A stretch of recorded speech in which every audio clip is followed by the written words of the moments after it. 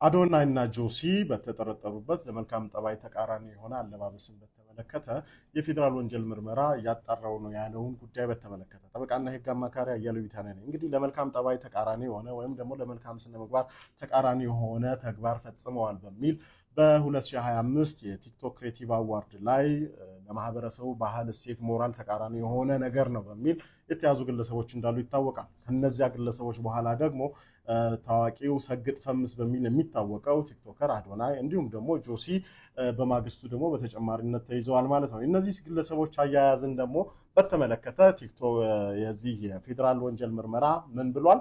ከዚሁ ጋር በተገናኘ እንደሆነ በመልእክቱ ወይም ደግሞ በማህበራዊ ድረገጻቸው ላይ ለማንበብ ችለናል ማለት ነው። ነገር ግን እውነት አዶናይ ለማህበረሰቡ ተቃራኒ የሆነ ልብስ ለብሷል?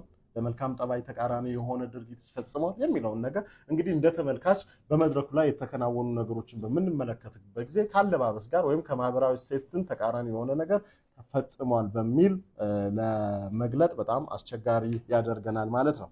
ይህን በተመለከተ ህጉ ምን ይላል የሚለውን በዝርዝር እንመልከተው እስቲ። የወንጀል ህጋችን አንቀጽ 639 ንዑስ አንቀጽ 1 ምን ይላል? ማንም ሰው አስቦ ህዝብ በሚያዘወትርበት ቦታ ወይም በህዝብ ፊት ለመልካም ጠባይ ወይም ለመልካም ስነ ምግባር በብርቱ ተቃራኒ የሆነውን ማናቸውም ሌላ ጸያፍ ድርጊት የፈጸመ ወይም በአኳኋን ያሳየ እንደሆነ ነው የሚለው ማለት ነው።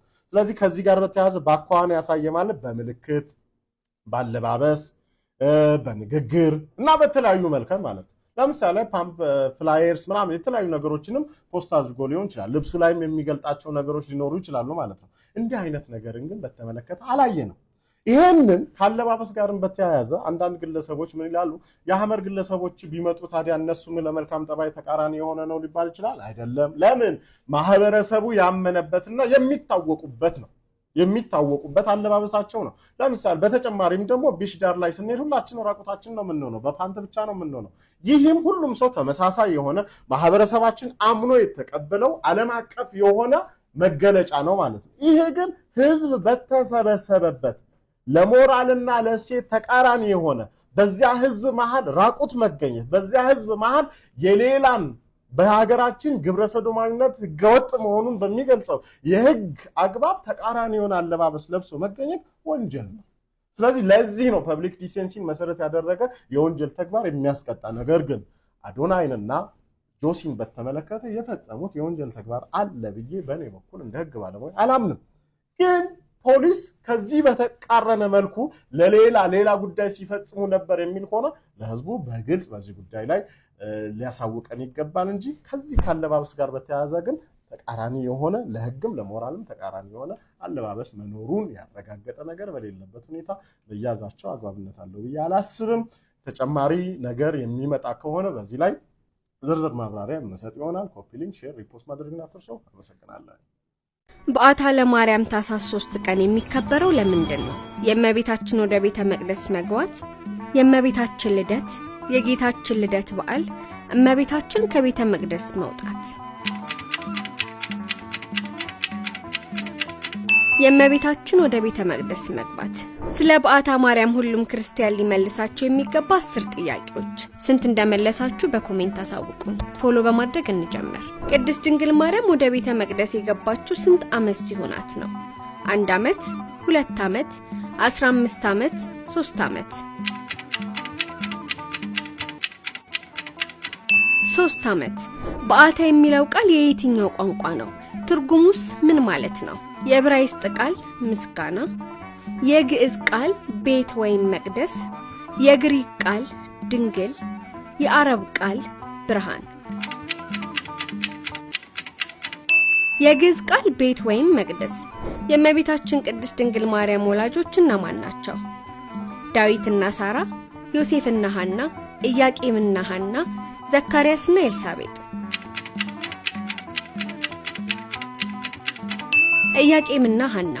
እመቤታችን ወደ ቤተ መቅደስ ስትገባ የተቀበላት ሊቀ ካህን ማን ነበር? ካህኑ ዮሴፍ፣ ካህኑ ዘካርያስ፣ ካህኑ ስምዖን፣ ካህኑ ፋኑኤል። ካህኑ ዘካርያስ። ቅድስት ድንግል ማርያም በቤተ መቅደሱ ስንት ዓመት ኖራለች? 3 ዓመት፣ 7 ዓመት፣ 10 ዓመት፣ 12 ዓመት? 12 ዓመት። እመቤታችን በቤተ መቅደስ ሳለች ትመገብ የነበረው ምንድነው? ከወላጆቿ ቤት የሚመጣ ምግብ፣ ሰማያዊ ህብስትና መጠጥ፣ በካህናቱ የሚሰጠው ምግብ፣ በዚያው በቤተ መቅደስ የሚበቅል ፍሬ። ሰማያዊ ህብስትና መጠጥ። እመቤታችን ቅድስት ድንግል ማርያም በቤተ መቅደስ ይመግብ የነበረው መልአክ ስሙ ማን ነው? ቅዱስ ገብርኤል፣ ቅዱስ ሚካኤል፣ ቅዱስ ሩፋኤል፣ ቅዱስ ፋኑኤል። ቅዱስ ፋኑኤል እመቤታችንን እንዲጠብቅ ምልክት የተደረገበት ሰው ማን ነው? ካህኑ ዘካርያስ፣ ቅዱስ ዮሐንስ፣ አረጋዊው ዮሴፍ፣ መልአኩ ፋኑኤል። አረጋዊ ዮሴፍ። እመቤታችን ቅድስት ድንግል ማርያም ከቤተ መቅደስ የወጣችው ስንት ዓመት ሲሆናት ነው? 15 ዓመት፣ 3 ዓመት፣ 12 ዓመት፣ 18 ዓመት? 15 ዓመት። ተጨማሪ ጥያቄዎችንና ለምላሾች በቂ ማብራሪያ ለማግኘት የዩቲዩብ ገጻችንን ይከታተሉ። ዝግጅታችንን ከወደዳችሁት ላይክ፣ ሼር እና ፎሎ ማድረግ እንዳይረሳ። መልካም በዓል ይሁንላችሁ። ስለ ቅዱሳን መላእክት ከ10 ስንት ትመልሳላችሁ? የባህራንን የሞት ደብዳቤ ወደ ሕይወት ደብዳቤ ለውጦ ያዳነው የመላእክት አለቃ ማን ይባላል? ቅዱስ ሚካኤል። አናንያ፣ አዛሪያ፣ ሚሳኤልን ከእቶን እሳት ያዳናቸው የትኛው ሊቀ መላእክት ነው? ሊቀ መላእክት ቅዱስ ገብርኤል። የወላድ ማህፀን እንዲፈታ የተሾመ ሊቀ መላእክት ማን ይባላል? ቅዱስ ሩፋኤል። በብርሃናት ላይ የሰለጠነው ሊቀ መላእክት ማን ይባላል? ቅዱስ ራጉኤል። ለዕዝራ ሱቱኤል የእውቀትን ጽዋ ያጠጣው ሊቀ መላእክት ማን ይባላል? ቅዱስ ራኤል። እመቤታችንን በቤተ መቅደስ የሰማይ መና እየመገበ ያሳደጋት ሊቀ መላእክት ስም ማን ይባላል? ቅዱስ ፋኑኤል። አፎሚያን ከረበናት እጅ ያዳናት ማን ነው? ሊቀ መላእክት ቅዱስ ሚካኤል። ከሰባቱ ሰማያት የመላእክት መኖሪያ ሰማያት እነማን ናቸው? ኢዮር፣ ራማ፣ ኤረር። በዓለመ መላእክት አለቃ የነበረው ሳትናኤል መላእክትን እኔ ነኝ የፈጠርኳችሁ ብሎ ባሸበራቸው ወቅት የፈጠረንን አምላካችን እስከምናውቅ ድረስ በያለንበት ጸንተን እንቁም ብሎ መላእክትን ያረጋጋቸው የመላእክት አለቃ ስሙ ማን ይባላል? ሊቀ መላእክት ቅዱስ ገብርኤል። 40ቱ እንስሳ ተብለው የሚጠሩ ነገደ መላእክት እነማን ናቸው? ነገደ ኪሩቤል። ከአስሩ ምን ያህል እንደመለሳችሁ በኮሜንት አስቀምጡልን። ቻናላችንን ላይክ እና ፎሎ ማድረጋችሁን እንዳትረሱ። በቀጣይ በምን ዙሪያ ላይ ጥያቄ እንደምናዘጋጅላችሁም በኮሜንት አስቀምጡልን። እናመሰግናለን።